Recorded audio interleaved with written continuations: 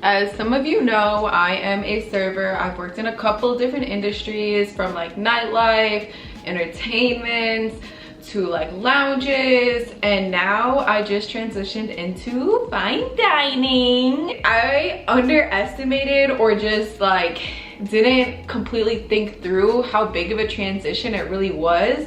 So of course I went to YouTube and tried to like look into more tips for servers getting started in fine dining, like the rules, the need to know. Like all my coworkers, they were coming in with fine dining background, and I did not have those fundamental things. So I was doing everything I could to do the research to kind of come in with some knowledge, a grasp, a grip, and there was literally nothing. There's like one YouTuber that does fine dining, but his content is like pretty outdated. It's kind of dry and hard to watch. I appreciate like that's his thing, but it just like wasn't something that resonated with me, and I kept falling asleep. So if you are thinking about getting into fine dining, but also like just some good things for servers in general to know, because just because you're not working in fine dining doesn't mean that you can't deliver that level of service anyways. Here's the need to know, okay?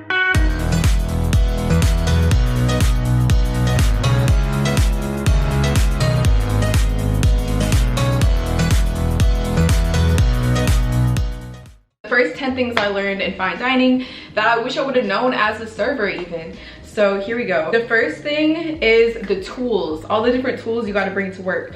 So this is my work uniform. At the restaurant I work at, we're expected to know as much as the chef, so we wear chef's coats along with our apron. Voila. So I'm just gonna go through some of the things that I actually had to go around and like buy all this stuff. But like, of course you need like slip resistant shoes. You can find these on my Amazon storefront. And then like dress pants. So I got these from Windsor.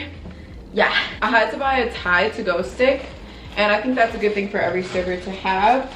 I also had to buy a black book. I already had a booklet of course, but it was not a black one. And then I also bought this paper that, like, I never worked at a restaurant where we cared about seat numbers, and so this one paper is really nice. It's on my Amazon storefront. It literally says like the seat number, and then it goes over like appetizer, soup, entree, vegetables / potatoes, dessert, beverage. So like literally helps you stay on track, and this is like a lifesaver also on my Amazon storefront. I also have this little notepad here that I just write like the fish of the day, oyster of the day, what tables I have, just any like little side notes. And then you're gonna always want to bring your bank, so $50 change. So that's that. What else do I keep in here? Snacks. Y'all, these are so fire. Okay, we also are required to carry mints. I think that's just like I don't know, if you're in fine dining, do you have to carry mints? We also have to carry specific G2 pens, and then Sharpies because we have to highlight the gratuity, a lighter because for like the birthday desserts we put a little candle on it, and then of course you want a good wine opener. And I ordered like the cheapest one off of Amazon, and like every time someone used it they would tell me it sucks. So I went and just bought this one also on my Amazon storefront. It's like double hinge, which is like the important part. Bro, this thing is so sharp, okay? I literally cut myself not once, but twice in one day opening up the wine. And that's something I'm gonna get into anyways in a moment. But yeah, so those are some of the basic tools that you may or may not already have. But for me personally, I had to buy most of this stuff. And even like we have to make sure our shirt is ironed. We have an ironing station at work, but if you don't, you're gonna make sure you have an iron. And then polishing cloths, because we have to do a lot of polishing. So these are also on my Amazon storefront, link in below. Yeah, you have to get some nice polishing cloths. So I bought like a 2-pack for like $10. But like I said, a lot of this stuff would be helpful just in a regular restaurant. Moving on, the table setting. Okay, so this is, in fine dining, we literally reset the table so many times, but I'm gonna insert a picture of exactly how our table has to be set. And let me explain a few things. So a proper table setting would be the fork on the left, butter knife on the right, steak knife on top. Now the steak knife has to kiss the butter knife in a little bit, and then the roll in the middle, in the center, but it's also aligned with the top of the fork. And now the silverware, the bottom of the fork, and the bottom of the butter knife is a thumbnail off the table, and the wine glass, polished of course the silver is polished, goes right on top of the butter knife. And then the chair is pulled out a checkbook. You put a checkbook between the table and the chair. It's this far away from the table. And then B&B plate is going to be on the left of the fork. So just knowing how to properly set a table, like which side the knife goes on, like knowing that fork's on your left, knife's on the right, is probably like decent enough information to know. Now moving forward, number 3, I wrote down that you're gonna be on a name, last name basis, first name, last name basis with the client. So you always wanna introduce yourself, because you really wanna try to get them to put your name in the review, or put your name to mention to your manager or something like that. So also you're gonna wanna like be building rapport with your customer. So in the beginning, that's your first way. You know, we get little tickets, and so we know their name. Even when you run your card, you can take a look at their card. Thank you so much, Mr. Williams. I really appreciate it. Like, that's just something about someone saying your name, like, just makes your heart soften a little bit. Like, think about if you come to a hotel and you're like, good morning, Miss, and or your concierge knowing your name. Like, it's just a warm feeling that everyone enjoys. So definitely want to be on a last name basis with your customers. Number 4 is kind of random, but you can never say dollars. So how I avoid that is I always add the cents. I'll be like, we have this for, you know, $69.92. Or I'll say like, oh, this one's 28, this one's 24. Like, you can never say dollars. It's just tacky to fine dining clientele. Another thing, number 5, is how you approach your tables.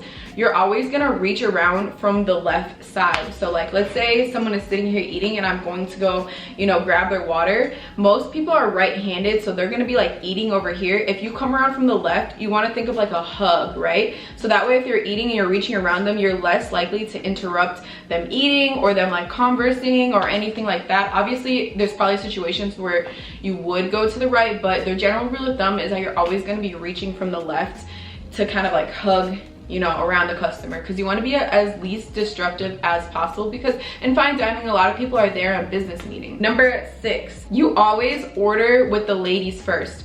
And this sounds obvious, but when you're first starting and you're like getting these seat numbers down, you're gonna want to start with seat 1, seat 2, seat 3. You're not gonna want to go seat 3 and then go like 4, 5, 6, 5, like jump all around. That seems like a more advanced thing to do. But I've literally had customers call me out, be like, oh, you know, no, it's ladies first, you know. And I'm like, oh yeah, of course, you know. So just keep that in mind. I always start with the ladies first, regardless of the seat number. Okay, number 7. Oh, child, this was probably my biggest struggle, but it's like wine pairings and wine service. So in fine dining, you're gonna be selling a lot of bottles of wine, and you're expected to open it and decant it and pour it out in front of the table. Now, I'm sure there's plenty of other videos on YouTube of how to open wine, so I'm not gonna get into that. But what I will say is that I bought so many bottles of wine and practice opening wine at home. So definitely do that. But you know, you always have to have the label facing forward, and you know, learning a couple of basic wine pairings and like how to say like fruit forward, or just like the lingo. Like, I'm gonna leave that to another YouTuber because I'm not a pro, but just in general, learn some wine pairings, like some general rules of thumb. Like, red usually goes with meats, white usually goes with fish, dessert wines, things like that. Like, you just got to get some knowledge. And the same with like whiskeys, like what is a scotch versus a bourbon, name some rye whiskeys. Like, you know, in my other videos I tell you like, okay, in normal interview videos, like name 3 tequilas. In fine dining, it's like name 3 cabernets, name 3 bordeaux's, name 3 rye whiskeys, name, like, it's just different in that sense. So you kind of have to widen your spectrum when it comes to liquor. And also, I say like that's one big barrier between me and money right now, is being able to sell that wine, because I honestly, like, I'm still building my confidence to be able to like go for selling big wines and feeling confident about opening them at the table and things like that. So I'm going to continue to work on that. But I just want to say, in general, practice opening wine and tasting wine. And when you go out, like, be mindful, ask a couple questions, you know, like when you're tasting it, you want to have your mouth open and like breathe it in a little bit, you know, swish it around to open up the wine, like things like that. Okay, so bow, bing, bow, bow. Number 8, Okay, so this is a little bit specific to like steakhouse rules, but I mean in general you could use this for any steak. But so if someone orders a fillet medium or medium well, you always ask if they want to butterfly it. So this only stands for the fillets. No New York strips, no ribeyes, no nothing like that. Learned it the hard way. And medium or medium well, because this is a thicker cut, and when you butterfly it, basically it cuts it in half and flips it over, so it's like 2 wings, and it makes it cook faster. Otherwise those steaks are gonna really hold up, you know, the entire dining service for your party. But maybe they don't want to, but it's just always a good idea to give that offering if you notice somebody orders a fillet medium or medium well. Now number 9 is this fold you have to do if your guest goes to the bathroom. Hold on. Bow, bow, and then you're gonna drop these 2 down like this. Hold on. But yeah, like this, and then you flip it over, fold it down, okay, down, and then fold it like that. And then you're gonna set it on the table. Let's pretend this is the table. Not my disrespectful cat's embarrassing me on camera. It's hard to see because it's black. But this is how you would fold somebody's napkin and put it in their place if they were to go to the bathroom. And every server kind of does a different way, but that's just the way I do it. But it's just a cute little touch.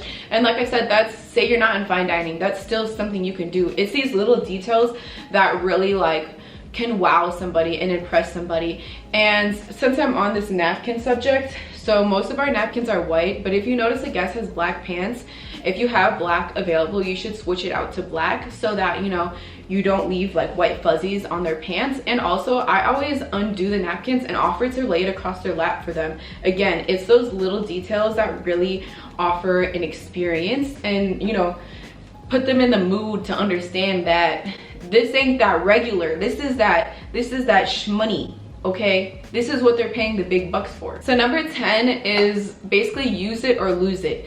And that goes for everything on the table. So our plates and dishes are pretty big, so we have to course them out. So that means like they order their appetizers, we're not even firing their dinner until their appetizers are completely off the table. New plates, new silverware. So don't allow them to just like have one bite of food sitting on the table all night. Offer them, are we finished with this? Are we done enjoying? Do you want me to box it up? Like obviously if they insist on keeping it, we're gonna let them keep it, but make sure that you understand that you are their guide, okay? So you need to let them know, you know, are we finished enjoying? Can I take this off your table? Can I get this out your way? I'd love to make more room for your dinner to come in. I'd love to get you ready for dinner, you know, things like that. And even like us, like we're really tough on manicuring your tables. So this means you never have a straw wrapper on your table. You never have, you know, a dirty napkin. You'll grab it. Like nothing extra is on the table. Everything on the table has a purpose,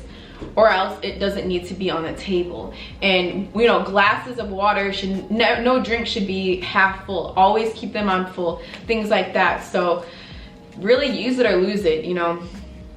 Use it or lose it. Okay, the last tip I have for you guys today is going to be on bussing the table. Okay, so first off, you can never stack anything on the table. If the guests do it, that already means that you haven't been keeping up with your table, because why are they trying to already put, like, you should be grabbing the plates before they have a chance to push it out the way or stack it. But anyways, you can never stack on the table. You always need to be like stacking on your wrist or taking multiple trips or doing what you do. You should never stack anything on the table. And then when you go to put it in the bin, I'm used to just like throwing it in the bin and going, but no, in fine dining, you have to like dink, like you don't want dishes rustling, plates clattering, stuff like that. That's like one of the first things I got in trouble for, was like throwing my dishes and keeping going. Like you have to like silently bus things, like even from the table to the bin, you have to just, you know, silently bus. But anywho, I really want to hear from you guys. What are your fine dining tips? Because I'm very much so new to this. I just wanted to really loop you guys in on my journey and let you guys know a little update, as well as like reach out to my community and let you know like you can work in a strip club one day and work at the steakhouse the next day, okay? Like it's never too late to kind of like make that transition, and you can do it even with no or minimal, like everyone has to start somewhere. I hope you guys have a great day. Please comment below any fine dining tips that you can offer me or offer the community, because we're here for it. Any other videos you want to know, I'm actually recording another video right now, which is going to be some bartender slash restaurant like lingo, slang words, like terminology that every server should know. So keep watching and get into that video. Or perhaps you want to watch like a come to work with me at the strip club, or come to work with me at the Falcon Stadium, or come to work with me at Top Golf, or you know, server training, or you know, I have so many server videos. I'm gonna make a server playlist, a matter of fact. But thank you guys and have a good day.